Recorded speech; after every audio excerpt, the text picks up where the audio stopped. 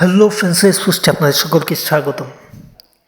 বাংলাদেশ এবং আয়ারল্যান্ডের মধ্যকার টেস্ট সিরিজ শুরু হচ্ছে, কিন্তু আপনারা অনেকে হয়তো জানেন না বাংলাদেশ এবং আয়ারল্যান্ডের মধ্যকার টেস্টের পরিসংখ্যান।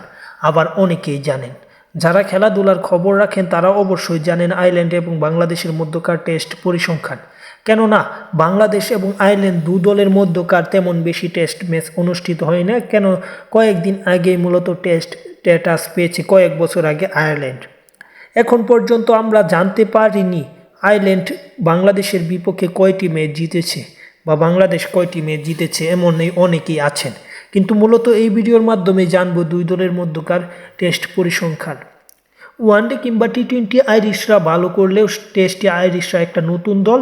এখন পর্যন্ত পরিসংখ্যান দেখলে বাংলাদেশের বিপক্ষে তারা মোট মাঠে নেমেছে একবার, যে ম্যাচটি বাংলাদেশে অনুষ্ঠিত হয়েছিল, যে ম্যাচটি আয়ারল্যান্ড বাংলাদেশের বিপক্ষে বাজেভাবে হেরে গিয়েছিল।